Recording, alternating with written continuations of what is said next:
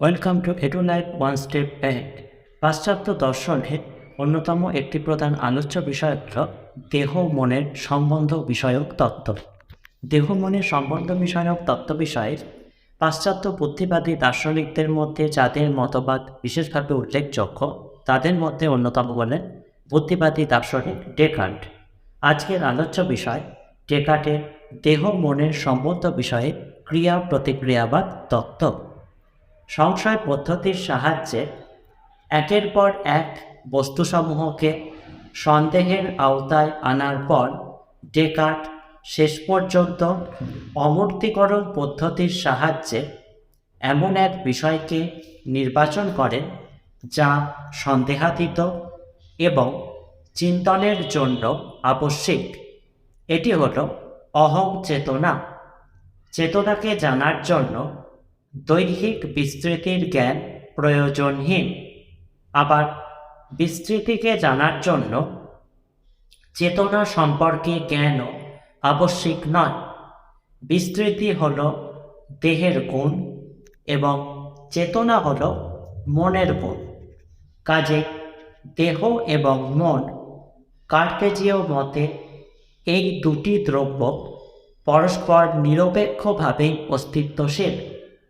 দেহ মনের দ্বৈতবাদের গুরুত্ব এই যে মানব ব্যক্তি দেহ এবং মন দুয়েরই অধিকারী। এইরকম বিজাতীয় দুটি বস্তুর মধ্যে সম্পর্ক সন্তোষজনকভাবে প্রদর্শন করা খুবই কঠিন। ডেকার্টের মতে সজ্ঞার আলোকে আমরা জানতে পারি যে এই দুই দ্রব্যের মধ্যে সম্পর্ক বর্তমান। এই সম্পর্কের স্বরূপ নির্ধারণ করার প্রয়োজনে ডেকার্ট ক্রিয়া প্রতিক্রিয়াবাদ নামক মতবাদের প্রবর্তন করেন।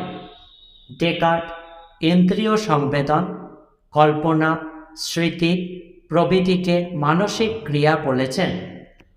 তবে এই প্রসঙ্গে যে বস্তুগুলির প্রতি নির্দেশ করা হয় সেগুলি আদৌ মানসিক নয়। কিন্তু যেহেতু দেহ এবং মন সম্পূর্ণ বিপরীতধর্মী দুটি দ্রব্য, তাই একটির দ্বারা অপরটি কীভাবে প্রভাবিত হবে তা সাধারণভাবে বোধগম্য হয় না। ডেকার্টের মতে বহির্জগতের দ্রব্যের অস্তিত্বে বিশ্বাসের মূল নিহিত আছে ঈশ্বরের সত্যনিষ্ঠার মধ্যে। আমরা যদি বিশেষ কোনো জড়দেহ সম্পর্কে কিছু জানতে চাই তাহলে আমরা কেবলমাত্র দেহের মুখ্য গুণগুলিকেই জানতে পারব। তথাকথিত গৌণ গুণগুলি অস্পষ্ট ধারণা মাত্র। প্রত্যক্ষ বিষয়ে ডেকার্টের অভিমত থেকে বোঝা যায় যে বহির্জগতের বস্তুগুলিকে এক অস্পষ্ট ধারণাগুলির কারণ রূপে তিনি চিহ্নিত করেছেন। প্রত্যক্ষের সময় জড়দেহ মানবদেহের মাধ্যমে মানসিক অবস্থাগুলিকে প্রভাবিত করে। নিম্নলিখিত ক্রমানুসারে প্রত্যক্ষ ক্রিয়া ডেকার্টের মতে সম্পাদিত হয়। প্রথমত, বাহ্য বস্তু প্রত্যক্ষ কর্তার দেহে উত্তেজনার সৃষ্টি করে, যা তার নিজের দেহের মাধ্যমে ইন্দ্রিয়গুলিকে প্রভাবিত করে। দ্বিতীয়ত, দৈহিক প্রভাবে স্নায়ুতন্ত্রে অবস্থানকারী সূক্ষ্ম জৈব শক্তিগুলি গতিপ্রাপ্ত হয় এবং মস্তিষ্কে অবস্থিত পিনিয়াল গ্রন্থিতে এসে পৌঁছায়। পিনিয়াল গ্রন্থি হল এমন একটি গ্রন্থি যা দেহের মধ্যে অবস্থিত হয়েও মনের আবাসস্থল। মন অদৃশ্য দ্রব্য হওয়ায় তা মস্তিষ্কে অবস্থিত পিনিয়াল গ্রন্থিতে অবস্থান করে।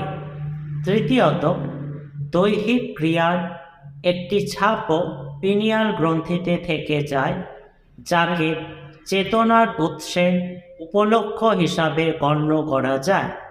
দেহের স্নায়ুতন্ত্রগুলি জৈব শক্তির মাধ্যমে বাহিত হয়ে পিনিয়াল গ্রন্থিতে পৌঁছে দেয় দেহ যন্ত্রের খবর এবং তার দ্বারা কিভাবে মানসিক ক্রিয়াগুলি প্রভাবিত হয় তা ডেকার্ট দেখিয়েছেন।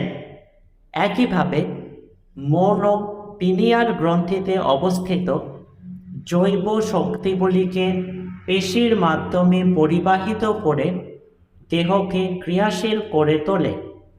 ডেকার্ট এই অপরোক্ষ ক্রিয়া প্রতিক্রিয়াবাদকে গোপন করার জন্য দেহ মনের সম্পর্ককে অশ্ব এবং তার আরোহীর সঙ্গে তুলনা করেছেন। ঠিক যেমনভাবে অশ্বারোহী অশ্বে আরোহণ করে স্বীয় শক্তিতে অশ্বকে দ্রুতগতিতে চালনা করার উদ্যোগ নেয়, ঠিক সেভাবে মন নিজের শক্তির রূপান্তর না ঘটিয়ে দৈহিক গতিকে চালনা করে। তবে দেহ মনের এই কৃত্রিম সম্বন্ধ নানা প্রকার সমালোচনার সম্মুখীন হয়। প্রথমত, অশ্বারোহী এবং অশ্বের উপমাটি ক্রিয়া প্রতিক্রিয়ার সম্ভাবনাকে সম্পূর্ণরূপে বর্জন করতে পারে না। এই উপমাটি যথার্থ নয়, কারণ অশ্ব এবং অশ্বারোহী উভয়ে একই প্রকৃতির, কিন্তু দেহ এবং মন সম্পূর্ণ ভিন্ন প্রকৃতির দ্রব্য, কাজে এ জাতীয় ব্যাখ্যা করা যায় না। দ্বিতীয়ত, দেহ মনের চরম দ্বৈতবাদকে অপেক্ষাকৃত লঘু করে দেখানোর জন্য ডেকার্ট দেহ ও মনের মিলনস্থলের একটি সাধারণ আবাসস্থল নির্ধারণ করেছেন এবং তা হল মস্তিষ্কে অবস্থানকারী পিনিয়াল গ্রন্থি।